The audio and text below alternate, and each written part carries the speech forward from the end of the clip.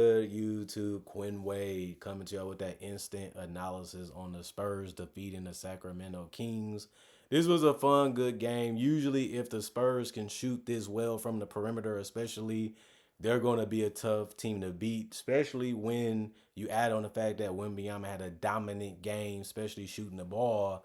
They're virtually unstoppable and unguardable because they have some speedy, quick players that can really get to the paint, make the right pass or make the right finish, or get to the free throw line and knock them down at a decent clip.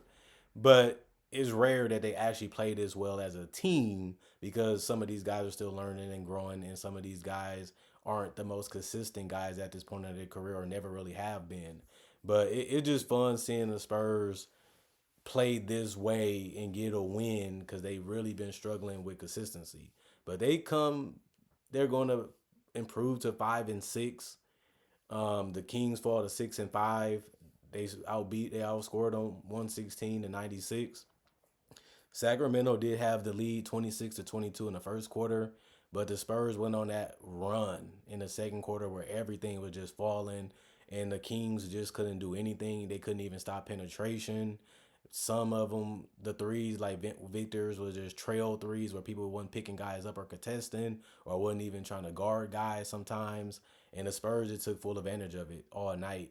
And it really started to me in the second quarter when they got outscored 39-29. And then in the third quarter, it was 24-16. And even in the fourth quarter, the Spurs just continued to stay on that groove and stay on that roll. And they outscored them again, 32-25, even with the starters on the court. And like I said, the Kings are a Jekyll Hyde team where they seem like they're all communicating, they all playing together, they all playing well. And then sometimes defensively, they just can't get any stops or they just can't stop runs. And then the game just make them look like a casual team instead of a contender. And I know nobody said that they was going to be contender this year, but the DeMar DeRozan acquisition was supposed to make them a better team, and they look like they just upgraded their roster enough to be where they was 2 years ago, and that's a first round exit or a playing team. Obviously, we got to see how the season plays out, but that's the first things I'm starting to see with the Kings, who we're going to talk about a little bit more right now, where the Sabonis had 23 points. He was physical in the paint. He was scoring some hook shots and some finishes around the rim and getting some tip ins like he usually does. But, you know, that's his game, and that's what he's going to be. He was -9 and plus minus. He did have 5 personal fouls in that paint, 4 turnovers, 2 steals, and he had 4 assists. He had 12 rebounds, so a 20-10 game for him. 4 of those was offensive. He was 1 of 3 from the 3 point line, 11 of 19 from the field. DeMar DeRozan, 21 points, -11 and plus minus, 1 personal foul, 2 blocks, 1 steal. He had 6 assists and 8 rebounds. One of them was offensive, 4 of 5 from the free throw line, 1 of 1 from three, 8 of 15 from the field. And Keegan Murray, he continues to be one of those guys that he seems like he's perfect fit. Then he just doesn't even appear in some games, and that's just been something that's continual in his career so far. 5 points for him only, -21 and plus minus, 1 personal foul, 2 turnovers, 1 assist, 3 rebounds, 1 of 5 from three, 2 of 7 from the field. De'Aaron Fox, 24 points. He had game high for the Kings, like he usually does for the most part, -21 and plus minus, 4 personal foul, 1 turnover, 1 steal, 3 assists, 6 rebounds. One of them was offensive, 4 of 4 from the free throw line, 2 of 5 from three. He was 9 of 19 from the field. And Kevin Herter didn't really do much. He's been hit or miss this season too. 2 points for him. He got to score way more than that. As a starter, -18 and plus minus, 1 turnover, 3 steals, 3 assists. 0 of 5 from three. He was also 1 of 7 from the field, which it just can't happen because he played 24 minutes and didn't really do much besides get the steals really that really contributed to this team tonight. Trey Lyles had 8 points, plus two and plus minus, 1 personal foul, 2 blocks, 1 steal, 4 rebounds. Two of them was offensive, 2 of 6 from the 3 point line, 3 of 8 from the field. Doug McDermott had 5 plus 8 and plus minus, 1 personal foul, 1 of 5 from the 3 point line, 2 of 6 from the field. Alex Lynn, 1 minute.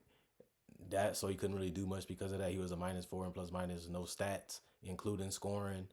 Jones, he didn't do anything include in scoring, so he ended up with a -4, no points. McLaughlin was 2 of 4 from the field, one of three from the 3 point line. He did have an offensive rebound, no other rebounds outside of that. One assist and one steal, one turnover, minus 14 and plus minus 5 points. Jones, he played a minute, so he couldn't really do nothing because of that reason. Minus four, and same with C. Jones, number 20.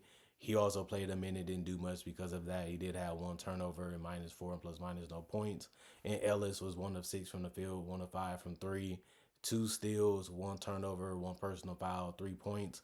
And the team overall, 39 out of 91, 42% from the field, 10 of 38, 26% from three, 8 of 9, 88% from the free throw line, 37 rebounds, 18 assists, 11 steals, 4 blocks, 11 turnovers, and they did have 14 personal fouls.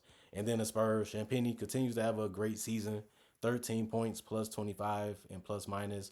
Two personal fouls, one turnover, one assist, 6 rebounds. One of them was offensive out of that, 3 of 8 from the 3 point line, 5 of 12 from the field. Harrison Barnes, 10 points, plus 14, and plus minus. One personal foul, one turnover, two assists, 5 rebounds, 3 of 3 from the free throw line, 1 of 3 from the 3 point line, 3 of 6 from the field. Victor Wembanyama, 34 points, plus 24 and plus minus, one personal foul, 3 turnovers, 3 blocks, one steal, 6 assists, 14 rebounds. 4 of them was offensive, 2 of 2 for the free throw line, 6 of 12 from three, 50%, 13 of 22, over 50% from the field.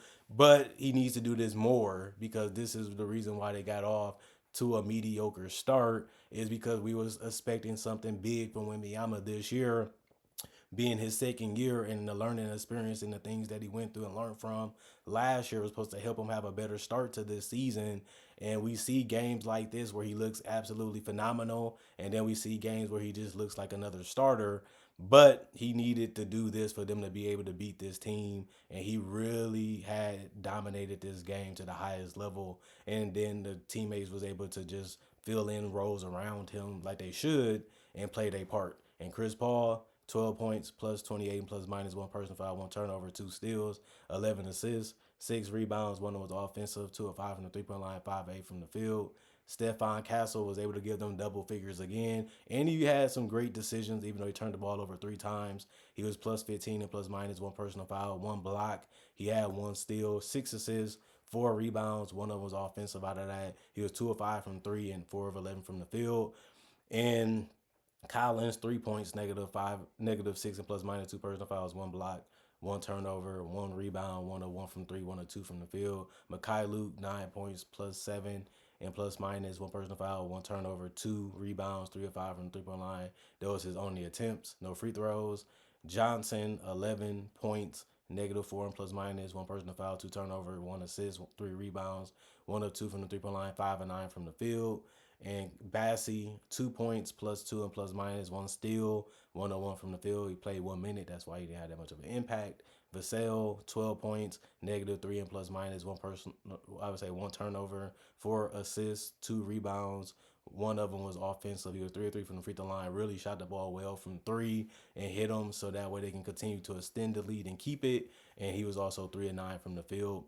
Wesley, -4 and plus minus, no points, 2 turnovers, one rebound.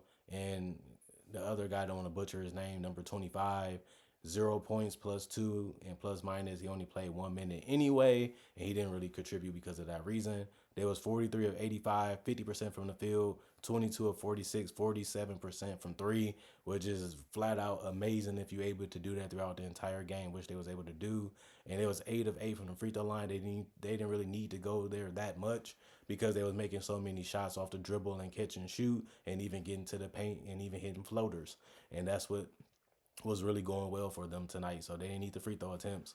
Even then, they still out rebounded them by a wide margin, 44-37. They had way more assists as a team, 31-18. They did have 5 steals and they got outstole, but they had more blocks, 5-4. They had more turnovers, 16-11, but they had less personal fouls, 10-14. And overall, this is what the fans want to see from the Spurs, playing together, moving the basketball, shooting the ball well from the perimeter, and turning down those shots to get great shots or even layups or dunks. And Wemby got to be available in that paint too, and we seen that tonight. And it just was overall a fun classical game of how to play Spurs basketball in 2024, and they was able to do that tonight, and that was the biggest reason they won, is just because they couldn't stop touching net all game, and it was just a fun game to see.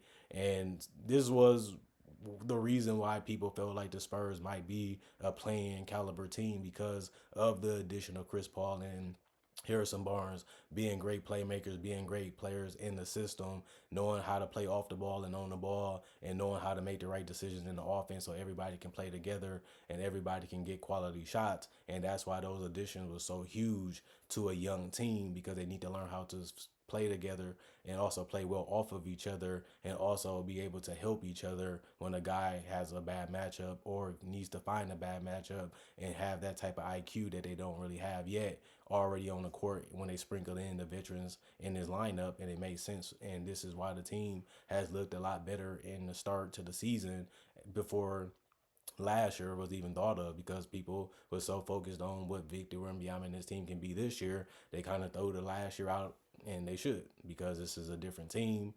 But hopefully Pops get better, and hopefully the team can continue to live up to the expectation that the Spurs fans have for them, and continue to play great basketball overall, because this team is capable of it, and they show it. Obviously, they're not that, they one game below 500. So this team can have a run in them, and they can continue to learn and grow and teach Wembanyama how to be a dominant player and to be confident every time he touches the court. And he just needs to not rely on the jump shots as much.